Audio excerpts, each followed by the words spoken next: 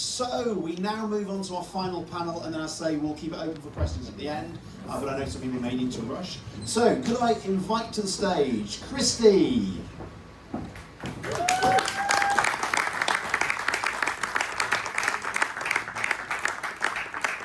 Once again, David. And Phil. And Hugh. And Chrissy. Excellent. So we're going to try and keep this as open as possible. I've got a couple of questions to start things off, and I basically just throw them in. They can see who's brave enough to answer them, to be honest with you. And I actually direct all of them at Hugh. But no, I'm not. So I'm going to throw some questions out to you. But then if you've got questions, what you've got is some brilliant valuers here from Cavendish, and they can answer any questions you've got. But I'm going to start. Actually, I'll start with you, David. Because you apparently wrote a book. Yeah. Have we mentioned that? Did you mention you've written a book? No. Oh no, there's a big poster there, yeah. So, sort of slight redux of what we've already done, but what's the biggest thing that you haven't already mentioned that homeowners do that add value before a sale? Oh, you come to me first on that. Lovely, thank you. So the biggest thing that sellers do to add value to their home before it goes on the market, I would say it's all in the presentation. So it's your staging of your home, it's your decluttering, and it's, you know, coming back to what I know I said this before, but I think this really is one of the most important things. You are not selling your home, you are selling your buyer's next home. And there is a lot of research that suggests that well-presented homes, and in fact staged homes, they sell twice as quick as homes that aren't staged. Simon will know the statistic better than me, but they basically sell for higher sale prices and twice as quick. Is that right? Yeah, overall, I think a staged property will often sell 3% above asking. Yeah. Compared to the average house that will sell what below asking? So the average at the moment, about 98%? Yeah, so there's a 5% difference between a staged house and a property on market that isn't staged. Quite a lot of stages sell over the asking price. Which is significant in terms of actual value. Yeah, so I would say it's presentation, because, you know, the first few weeks are the most important when you put your home on the market. And like I say, people make decisions based on their emotion first. So if you've got a well-presented home that smells nice, it looks nice, it's neutral, then that will pay you dividends rather than, you know, something that's a bit cluttered, basically. Brilliant. So Christy, David's already referred to this about the concept of off-market, as in, what is this? So talk to people about the whole world that is not putting on a portal and praying. Okay, so we in the offices do a lot of off-marketing. It is a very good way to test the market. If you think your home is worth more than actually the valuer is saying, we can always test it. So we do this by using the social media platforms. We take them, we build the algorithms to make sure that they reach the platform that we think is going to be the most interested in your property. And it's about the agent knowing the database. It only works with a good agent. We have to know our database and we have to know our clients. So it's making sure that the team know what your buyer is looking for and placing them within your house. We always say the property that you think you want isn't the property that you buy. It's the one that the agent says, I've got one and I think this ticks your box, come and have a look at it. And the majority of the time that will sell. Not only will it sell, is it sells for a better price. Because we say, it's not on the market. If you want it, it's asking or above. And the majority of time you want it because it's not on the market. It's always wanting what you can't have, isn't it? So we do a lot of off-market sales and it works really, really well. Brilliant, thank you, Christy. So Chrissy, what is the question homeowners should ask you, but rarely do? I actually think a lot of it is over presentation advice, and I think maybe it's the fear of criticism, that they don't, for us it's quite an awkward prospect to say to somebody, if you could clean, that would be great. But so actually just having that frank conversation and saying, I'm not going to be offended, absolutely tear my house to pieces, and then we can open the conversation and say, right, if you do this, it's not going to cost you a lot, but it's going to improve not necessarily the value, but a lot of things you do improve saleability. Especially, for example, if you've got a house that's really run down, that needs fully renovating, a buyer will feel a lot different when they enter if it's clean, because they walk in and they go, do you know what, it's not for me in terms of decor, but I could live here. Whereas if people walk into a house that's not clean, instant reaction is, oh, I couldn't live here. So I think it's just opening the conversation to allow the estate agent to criticise your house, and that's when you get the best honest advice. Brilliant, thank you. So Phil, in the market today, what are buyers looking for most in Chester and North Wales right now? I would say that buyers are looking for places with open outdoor space. I think gardens are important, driveway parking is important. They're looking for flexible layouts, rooms that can be used in different ways. Home working is becoming important as well. People want places they can work from home. And I think close to transport links, schooling, all of those sort of features are what people are looking for. Brilliant. So Hugh, in your couple of years in the industry, you've not been in the industry that long, have you? No, quite recent actually. So Now you're in your mid-20s. absolutely, yes. It's the new hairstyle, slightly short. In your couple of years in the industry, what is the biggest thing you've seen a homeowner spend money on that just didn't add value? I think the thing they always have to remember first and foremost is location. You know, we very much value a house of a type to where it's located.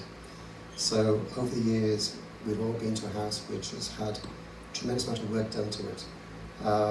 They've over-capitalised it, having regard to its location, where it is. So you always stand back first and foremost. In our job, as the surveyor mentioned before, it's about comparisons. You're looking at what will this area stand, where are the improvements which can be made, but it's so easy to go into a house where they spend far too much. I've been to one recently where they've had a kitchen where the fridge freezer cost £40,000. And I have to say I didn't actually believe them until I googled it afterwards, and I could have got one second hand for just on £27,000, which I thought was astonishing. But it wasn't the husband of a Scottish First Minister, was it? No, it's not. And I wasn't really caravans or camp fans either. No, it's. I can remember years ago going to one where they really had invested tremendously. But when we looked out the bedroom windows to see the aspects of the environment around it, what was around was in such a different state. It was trying to tell a couple that they just spent too much, and because of their neighbours and the neighbouring property, they were not going to get their money back. Brilliant, thank you, Hugh. So David, there's online valuations. How accurate are they? Not very. So you'll all have seen the adverts, I assume, on Google, Facebook, etc. Online valuation, instant valuation, and yeah, they can be very useful to gauge perhaps the type of ballpark that your property might sit in. But they're all based on algorithms. So, for example, if you've got a road which has a load of terrace houses, and then there's two really, really big detached houses, then all that algorithm is going to tell you is an average of the average property price on that road. So very misleading. So, a lot of estate agents will use an instant valuation, I think, to engage with the homeowner.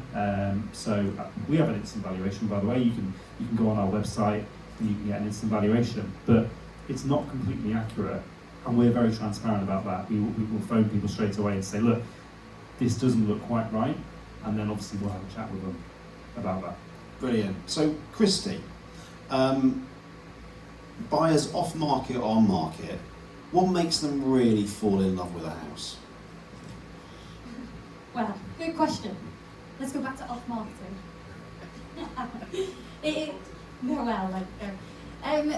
Look, it is anything, isn't it, that makes somebody really fall in love with a house. You do have, I call it the feels. It's like a bit cliche, but somebody does have the feels.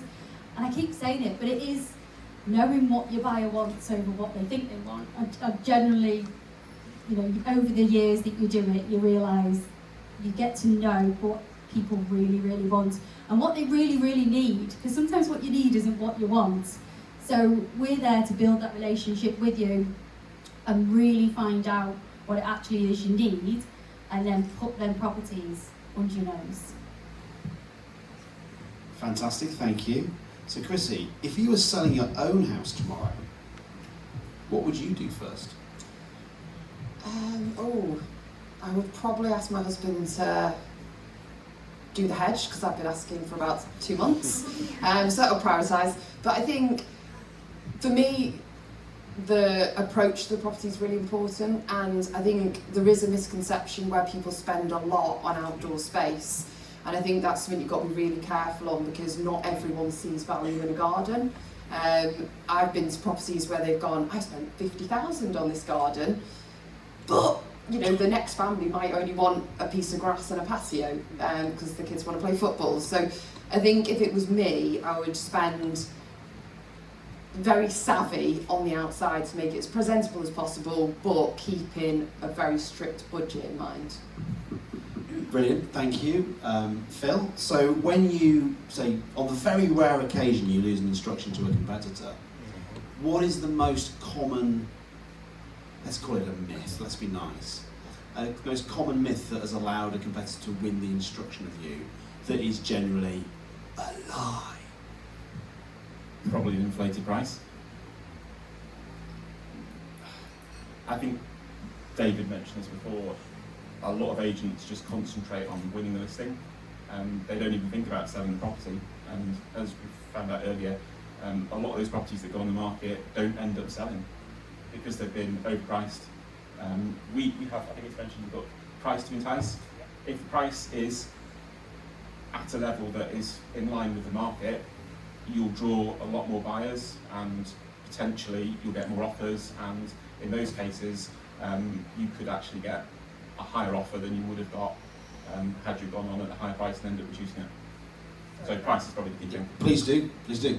So we do have a bit of a running joke in Chester at the minute, and I'm sure it spans out a bit further, where Phil and I will go to value a house and we'll come back and Phil will say, how did it go? And I'll say, yes, I valued it X, and then we say, what do you think they want? And Phil will say, they wanted the £25,000 estate agent tax, and I was like, they certainly did.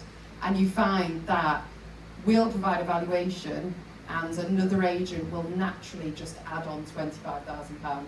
No justification other than probably that's what the client wanted to hear, that extra 25,000. Brilliant. Always going back to Phil. Yeah. And if the agents are really naughty, they'll tie you into a long contract as well. So you might have a 6 Should you accept it being tied into a long contract? We don't have any time period. So we don't have any time period whatsoever. But some of the other agents in our area have a 6-month tie-in. So once you've signed the contract, they sometimes reduce after 2 weeks, 3 weeks, 4 weeks. And So it's very frustrating when... Highest valuation, lowest fee, And time period. locked in contract, Yeah. not a good sign. Not a good I sign at think all. David wants to say something. Well then. So the average time to sell a home in Chester is 60 days. That's the average. So when an agent wants a 16-week contract, why? Yeah. Why? Because the average time should be it is 60 days, so they shouldn't need any more. So we have, like Phil said, we actually don't have a time. If we haven't performed and you want to disinstruct us, you can. But it doesn't happen very often. Brilliant. So Hugh, in your 2 years in the industry, genuinely, what is the weirdest thing you've seen in a house that the vendor has refused to get rid of, that you knew devalued the property? I think other than teenage children.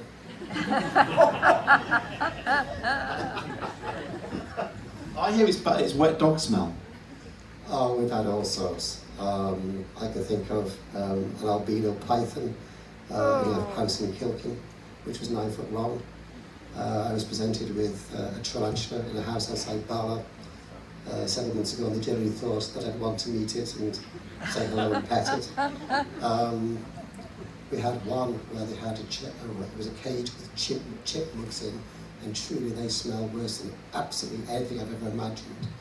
And we had another one where they had a spider monkey, and they are, you have to be licensed to have those. They shouldn't be anywhere near someone's home and garden, but they had that. Well, then we had a house in St Asaph, now you started this. I'll keep it for 2 hours. I was in a large bungalow. Prepare to mute the mic. I went into a large bungalow and walked around most of the rooms, and before I walked into the lounge, she said to me, "Are you okay with birds?" And as usual, I said, "Yeah, of course I am." And they had a magpie sitting on the mantelpiece, which they'd found, kept, it had been injured, and it was literally sitting on the top of the mantelpiece. There was bird poo everywhere, on the furniture. It was fed on the floor. There was an upside down plate of some form holding water. And you're thinking, I just don't want this job. And Mrs. Trellis is here now, the lady with the magpie. No, she's not. No, that's fine. No, we're not going to do that. So we've had all sorts over the years. And in fairness, it is the people you meet in houses which makes this job particularly interesting. It's great fun, but it doesn't mean that it helps you sell their home. Fantastic. Right, we've got time, and I know these guys are here to answer any questions. Does anyone have any questions they would like to ask of our valuers? Let me come up to you so everyone can hear you. Just bear with me. I've only got little legs.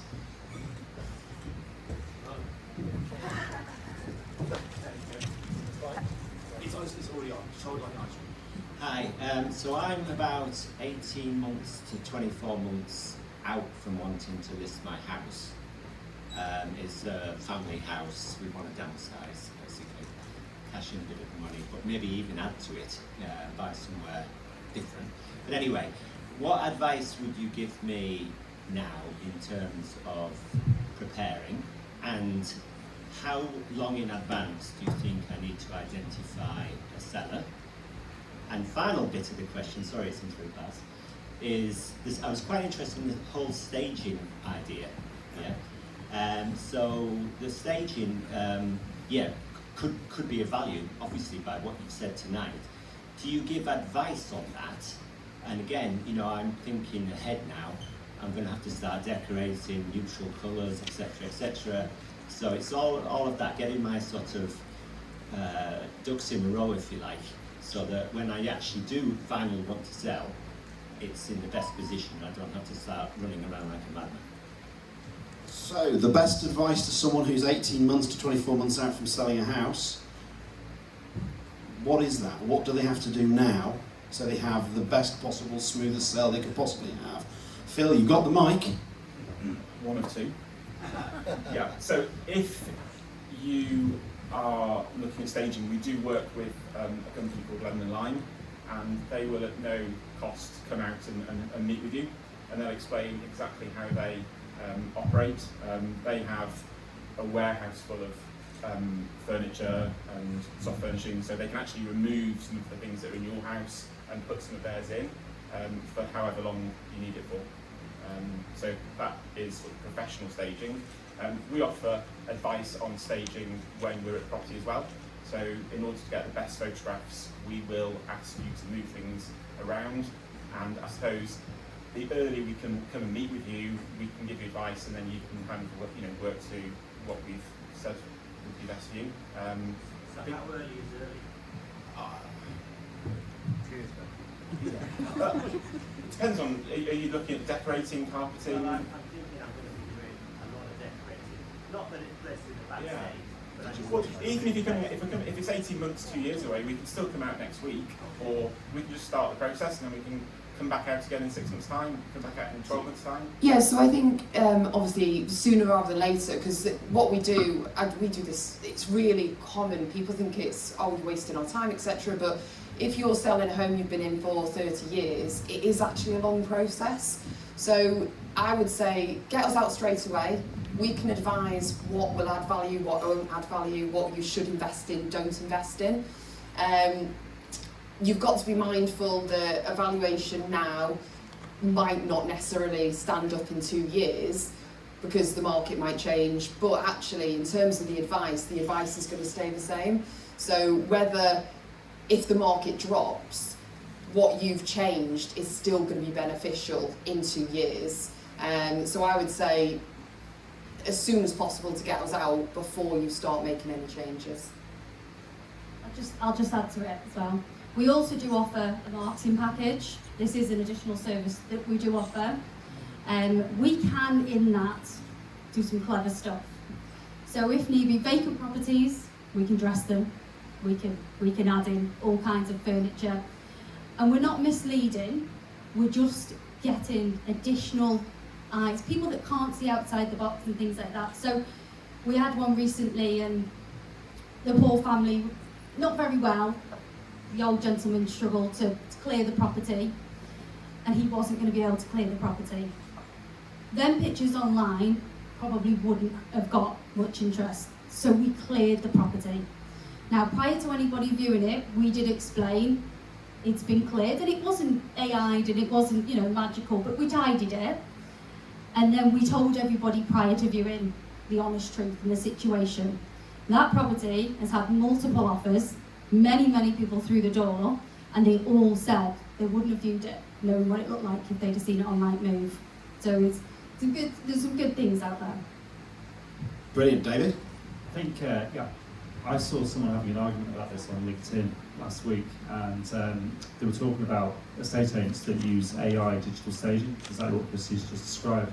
And the stuff that we do is fantastic. I see it go on social media, and it's like, wow, look at that. It's very clever. And like Chrissy says, it gets eyeballs on the listing that perhaps would have looked past it. And these two people were having a fight on LinkedIn the other day, and they were basically saying, estate agents shouldn't be allowed to digitally stage a property using AI. But the other end of the argument was, well, you could apply the same thing to getting a professional photographer to photograph your house and then enhancing the photographs. In other words, brightening them, maybe. It's the same thing. I don't think it's misleading, for the purposes Christy has just described. I think you disclose that you've done it is absolutely fine, because you're giving people, as you say, transparency, an impression of what it's possible. It can be as an empty house or a partially staged house, virtually, or reality, to give them a sense of what they're buying. As long as you're honest about what you're doing and not misleading anyone. Does anyone else, Miss, we do have a question at the front? Just bear with me. My wife of 62 years is in a care home. I have power of attorney. My half of the house is in a family trust. Does that cause any problems?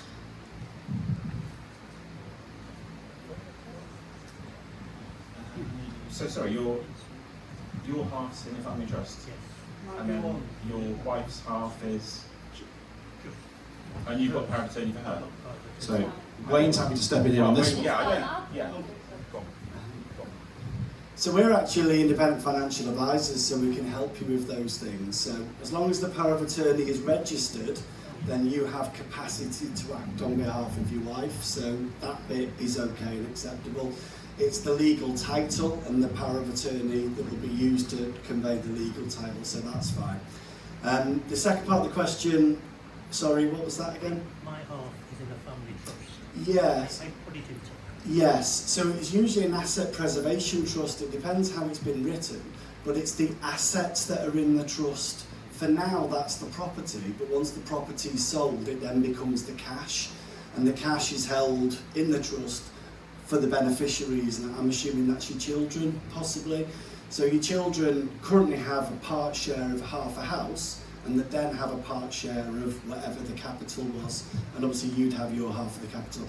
There might also be a reservation so that you get to use the proceeds for the rest of your life as well. So I don't know whether you're going to be downsizing, but you can also usually use some of your wife's equity, if you like, to downsize, and then that element stays in the trust ultimately for the children, if that made any sense at all.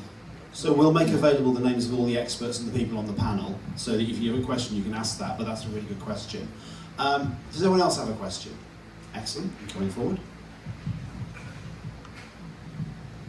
Is it easier when you're saying, showing somebody around a property to have the sellers out of the property at a cafe or something and just leave you with free rein to the house? So either worst possible scenario is owner and agent, because I think it creates a bit of confusion over, as a buyer, who am I meant to talk to. my preference is always to do the viewing as an agent, because buyers are generally more honest with us as an agent, and in return we can be honest with the seller. Equally, sometimes a buyer provides an objection at the time of viewing, and as an agent you can advise how they could get over that objection, whereas they're not probably going to relay that objection to the owner at the time. They're going to leave the viewing and it's a bit of a waste, you know, you're not getting the feedback. Equally, some buyers' expectations are unrealistic, so you'll show them the house and they'll say, oh well, I wanted an acre for my £200,000 budget. And then as an agent we can align their expectations to say, no, this is actually what does fit in your budget, and we can educate the buyer that actually price perspective, property perspective, this is what they can afford. So I think for me on all aspects it's better as an agent. I think for a second viewing, if as an owner you're comfortable, it can be quite nice to meet the prospective purchaser, because at that point you know they're serious. You can obviously tell them about Pam that lives next door and your experience of living in the house, and we already know they're genuinely interested in the property. Equally, as an agent, we will ask the awkward questions, i.e. how are they funding it, have they got property to sell, what are their time frame expectations. So if they were to put an offer forward, we can provide context to the offer that they've submitted. And when people are viewing a property, they're normally a little bit more off guard and probably will answer the questions slightly more honestly, as opposed to when they submit an offer, they may flower up their situation to make the offer look as positive as possible. Brilliant. Any more questions from the floor? Yes, we do. Here we go. Let me pass that back to you.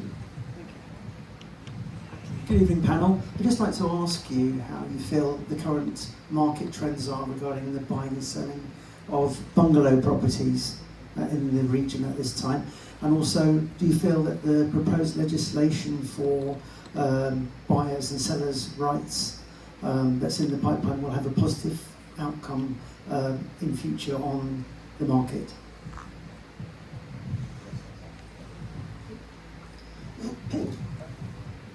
Hi. As I know where this bungalow is, I could probably give a better impression than most potential clients. Certainly within your area, as you appreciate, bungalows and other cul-de-sacs have sold recently. In terms of legislation, all estate agents want to see new legislation to change the practice. I've been doing this job for more than 2 years, and when I started in Chester in 1982, the average sale would go through in about 90 days. We've got to the point now where titles are invariably registered, and we're now looking between 120 and 140 days. So things have to change. So reservation agreements really are an important part of it. There's nothing more frustrating for both the estate agent and for the client to find that on a whim, a purchaser can change their mind at the 11th hour and just walk away scot-free with no recompense in any shape or form. So it has to change. In terms of the home information packs, it's always been difficult to be able to cross-sell that a potential buyer and their lawyer would accept that the contents of the report is valid. But you know, so often we will go and do a valuation of the house and we will identify defects which we feel on balance we should be telling the vendor about. We know that other estate agents don't, and having a property fit for market presented well before we start has to be part of it. But legislation has to come. You know, I'd hate to think that I'll finish my time in this profession in a few years' time and nothing's changed. You've got another 20 years here, of course you have. I think that would disappoint one or two on the panel. Excellent. At some point they want me to go out to be put out into the long grass, and I think they're probably right in doing that, but it has to change. Excellent. Well, I'm very conscious of time, unless anyone has one burning question they would like to ask. If not, I'd like to give you a hand together to thank the panel. Oh, sorry, no, there's one. Sorry, I didn't see you. My apologies. Thank you for organising the evening, it's great. But how much is this pack that sellers are going to have? actually going to cost us then? We were actually talking about this before we came in here earlier, and I think the searches, if I'm right, cost about £350 for searches. Then there'll be the surveyor's report or condition report, which will be £300, £400 or £500. So it could easily be £1,000, couldn't it? I think they're proposing for it to be next year and the year after, aren't they? It's sort of under consultation at the moment. The problem is the searches will only be valid for 6 months.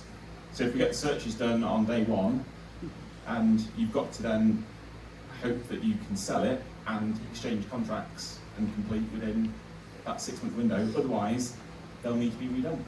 It's fair to say So that there could be flaws, but hopefully they'll be ironing things out. it is fair to say that things are happening in Westminster at the moment, and things may change unexpectedly over the next couple of months. Look, if you could put your hands together to thank our panel.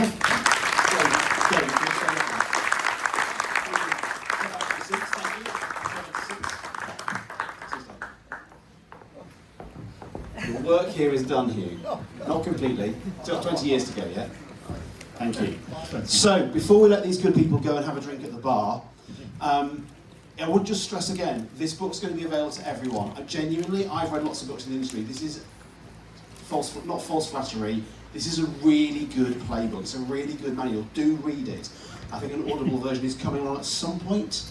Yes, it is. Brilliant. So you get that. David will be around to ask any questions. But David, finally for you, if you could give everyone in this room 1, 2 or 3 pieces of advice that you'd just like people to take away as their final memory.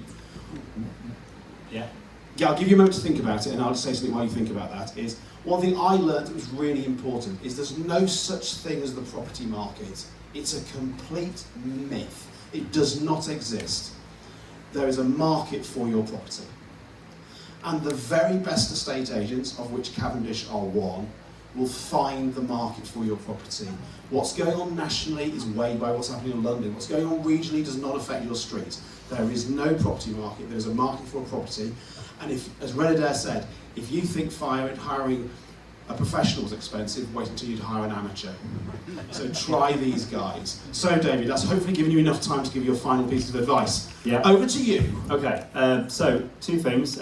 Speed to market does not equal speed to sale. And the final thing I'll leave you with is, if you're thinking of selling your home, speak to an agent who has a strategy to get you there, because estate agents can't necessarily control how much someone is going to pay for your property. Now that might not be a great thing to say, potentially, as in let me unpack that. As estate agents and sellers, we can't control how much someone is going to pay for the property. That's something we can't control, I believe. What we can control is the presentation, the marketing. We can control the guide price, the price we advertise the property for, and we can control the strategy that goes into achieving the best possible price. So, strategy. Brilliant. Thank you very much. Thank you very much. Thank you, everyone.